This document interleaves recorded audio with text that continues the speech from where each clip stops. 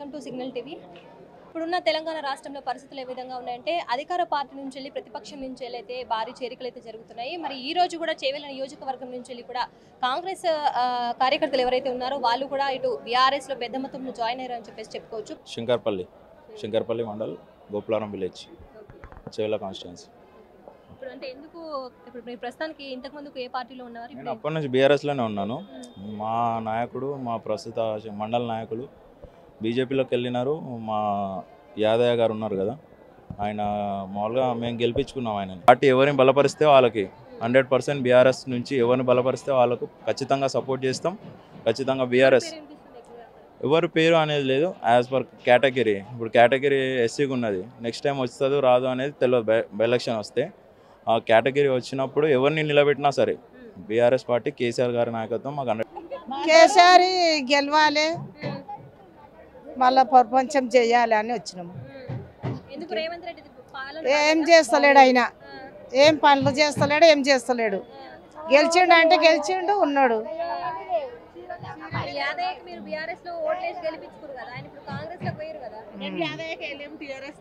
మేము ఎప్పటి నుంచి టీఆర్ఎస్ ఉంటుంది, మేము వేయం.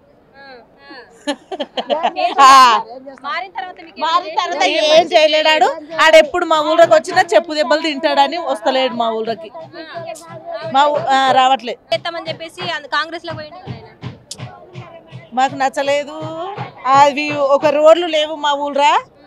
మాకు 2,000 ఇస్తున్నాడు, అవి ఇవ్వలేడు. మహిళలకి వస్తలేవు. వీడొచ్చి నుంచి చీరలే వస్తలేవు. ఏ వచ్చినా అవి కూడా లేవు. మసి బొంత లేవు, మసి కూడా లేవు. చంద్రారెడ్డి. నేను టీఆర్ఎస్ పరిపాలన మెచ్చుకొని ఇంటికి హాజరైనా. కాంగ్రెస్ పరిపాలన బాగలేదు. అవసరంలో వాళ్ళ దాంట్లో ఉన్నాము. ఈయన దాంట్లో 15 నెలలే ఉన్నాము. ఈయన పరిపాలన అంత సుఖరంగా నడుస్తలేదు. ప్రగల్భాలు ఎక్కువ ఉన్నాయి కానీ పని తక్కువ ఉంది. రైతు బంధు వచ్చిందా? రాలేదు. మాకైతే కొంతమందికి వచ్చింది. టప్క ఇస్తున్నారు. 60% పెండింగ్లో ఉన్నాయి ప్రతి పని కూడా. మరి ఇప్పుడు నువ్వు టీఆర్ఎస్ అంటున్నావు, మరి ఇప్పుడు మీ దగ్గర అభ్యర్థి ఎవరు లేరుగా పోటీ చేయడానికి? అభ్యర్థి అంటే అసెంబ్లీకి ఇక వేరే లేరా? ఇంకెవరైనా ముట్టుకొస్తారు. ఆయన పోతే ఆయన టీఆర్ఎస్ అభ్యర్థి కాదు, ముందే కాంగ్రెస్ అభ్యర్థి. మేడం, నా పేరు శ్రీనివాస్ గౌడ్. నేను వార్డు మెంబర్ను. మాది లక్ష్మారెడ్డిగూడెం, శంకర్పల్లి మండల్. ఇప్పటి వరకు రైతు బంధు 1 ఎకరా లోపల వచ్చింది. 4 ఎకరాల భూమి ఉంటే 862 రూపాయలు పడ్డది. మెసేజ్ వచ్చింది. పాస్బుక్ ఆ మెసేజ్ అన్ని టాలీ చేస్తే అంతే వచ్చింది. అది ఎందుకు వచ్చిందో అర్థం కాలేదు. వీళ్ళు ఇందిరమ్మ ఇండ్లు ఇస్తున్నాం అంటారు. 4 పేరు మీద శాంక్షన్ అయితే ఉన్నాయని వీకేసీరు ఒకటే ఉన్నది. ఇప్పుడు ఆదానికి కూడా ఇప్పుడు డబ్బులు లేవంటారు. ఏం చేస్తున్నారంటే మన ఇది ఆడపిల్లలకు కళ్యాణ లక్ష్మి అని అంటున్నారు కదా. ఇప్పటి వరకు కళ్యాణ లక్ష్మి లేదు, ఆ తులం బంగారం కూడా లేదు. సారు ఏ ఊర్లో చూసినా 7 అరుగుల మీద కూర్చున్నా కేసీఆర్ సారే కావాలంటున్నారు, టీఆర్ఎస్ ప్రభుత్వమే కావాలంటున్నారు. ఎక్కడ మేమేం గెలిపించలేదు. మేము ఆ యాదయ్యకి వేసినాము, చేవెళ్ళకు కాలే యాదయ్యకు. ఆయన మమ్మల్ని జాడిసి తన్నిడు, అక్రమాసులు గట్టిగా సంపాదించినట్టు తీసుకొని పోయిండు. మళ్ళా రేవంత్ రెడ్డి దగ్గర సలాం అంటున్నాడు. ఏం చేయాలి? పార్టీ మారిర్రు.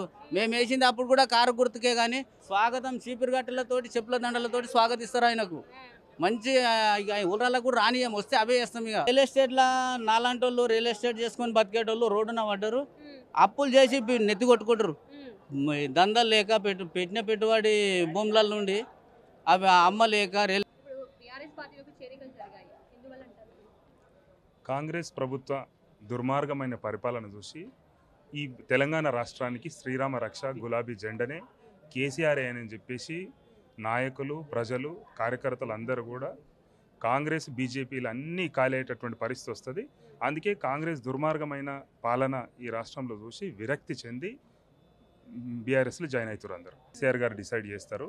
అభ్యర్థి ఎవరైనా గులాబీ పార్టీ జెండా ఎవరైతే పట్టుకొని వస్తారో, బీఫామ్ పార్టీ కేసీఆర్ గారు ఎవరికైతే ఇస్తారో, అది ఎవరికి ఇచ్చినా పార్టీ బలపరిచినటువంటి అభ్యర్థిని ఎవరికి ఇచ్చినా పార్టీ భుజాన వేసుకొని మేము గెలిపించుకుంటాం. కాంగ్రెస్ దేశ నాయకత్వం, రాష్ట్ర నాయకత్వం వాళ్ళకు భరోసా కల్పించే బుజ్జగింపుల పనిలో ఉన్నారు.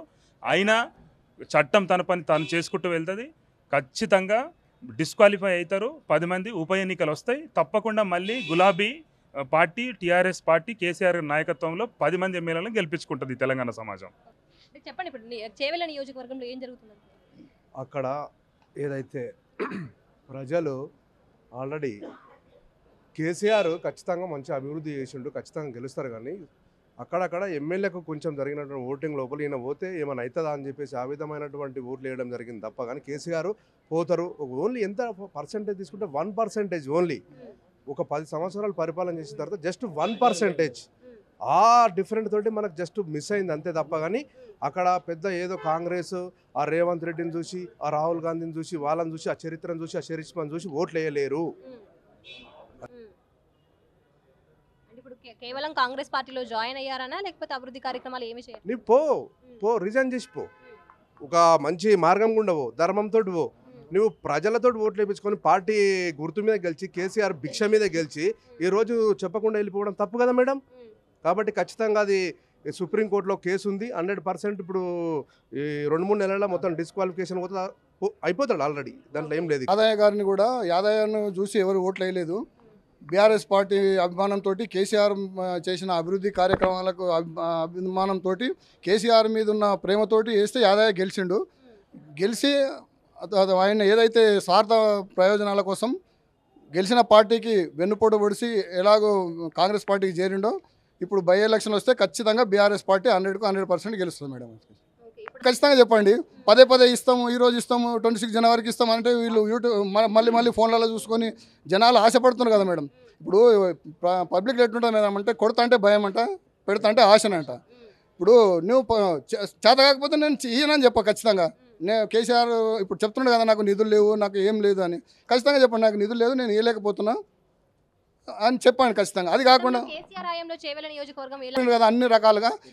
సరే మేడం, ఇప్పుడు నేనేమంటున్నా, ఖచ్చితంగా ఒకటే అడుగుతున్నా, నీకు చేత కాదు, ఇవ్వలేవు, సరే భయ్ నేను ఇవ్వలేనని చెప్పు. నేను 26 జనవరికి ఇస్తా, తర్వాత ఇస్తా, 2 ఎకరాలకు ఇస్తా, 1/2 ఎకరాకి ఇస్తా, 3 ఎకరా. అంతకుముందు కేసీఆర్ ఎట్లా ఇచ్చిండు మేడం? ప్రతి ఒక్కరికి అంటే ఎవరిని ఒక లీడర్ తోటి సంబంధం లేకుండా చేసిండు. డైరెక్ట్ మీ సేవలు అప్లై చేసుకున్నామంటే నీ అకౌంట్లోకి వచ్చేసినాయి. మధ్యవర్తి లేకుండా, దళారు లేకుండా, ఏం లేకుండా అన్ని రకాలుగా మంచి పరిపాలన అందించుండు కేసీఆర్.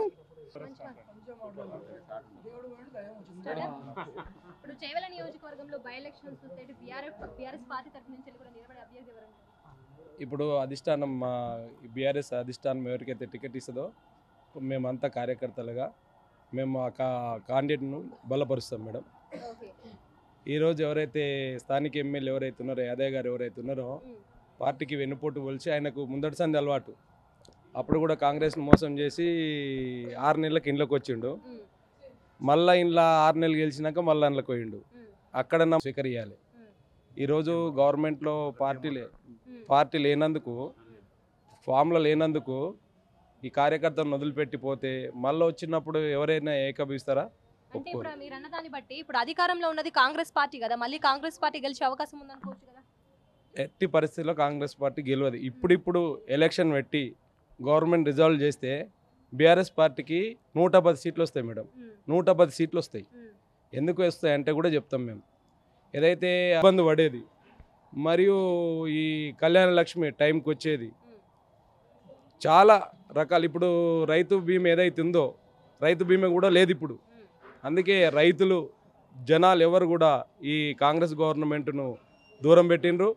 ఆల్రెడీ ఇప్పుడు జరగబోయే 2000 పింఛన్ 2000 చేసిండు. ఇప్పుడు ముసలమ్మలు, వృద్ధులు ఊళ్ళలోకి పోతే ఏడుస్తున్నారు. వాళ్ళకు కూడా సమయానికి పింఛన్ వస్తలేదు. ముసలిళ్ళకు 4000 పింఛన్ ఇస్తానని చెప్పిండు రేవంత్ రెడ్డి గవర్నమెంట్. రాగానే ఈ నెల రాకపోతే మళ్ళీ నెల 4000 వస్తాయి తెచ్చుకోండి అన్నాడు. పోయిన 14 నెలలు అవుతుంది గవర్నమెంట్ వచ్చి, ఇప్పటికి అదే 2000 ఇస్తారు. కళ్యాణ లక్ష్మి బీఆర్ఎస్ గవర్నమెంట్లో 1,16,000 ఇస్తే మా గవర్నమెంట్ వచ్చినాక 1,16,000తో పాటు తులం బంగారం ఇస్తామన్నారు. అది కూడా జనాలు చూసిండ్రు, అది కూడా మోసపోయినరు. మళ్ళా గ్యాస్ పొయ్యి 500కి గ్యాస్ ఇంట్లో ఉన్న 2కి పింఛన్లు అని చెప్పిండ్రు. ఇలా ఒక్కరికి కూడా వస్తలేదు. కొత్తగా పెట్టుకున్న వాళ్ళకి ఒక్కరికి కూడా పింఛన్లు లేవు. ఇప్పుడు ఏదైతే 2500 ఇస్తామన్నారు, పిల్లలకు స్కూటీలు ఇస్తామన్నారు, విద్యార్థులకు రైతు రుణమాఫీ చేస్తామని తొలి సంతకం అని చెప్పిండ్రో, మీరు ఆనాడే మేము మాట తప్పిండ్రు. మీ మీద ప్రజలకు నమ్మకం లేదు కాబట్టి ఈ లోకల్ బాడీ ఎలక్షన్లో తప్పకుండా కాంగ్రెస్ పార్టీని ఓడినికే జనాలు సిద్ధంగా ఉన్నారు.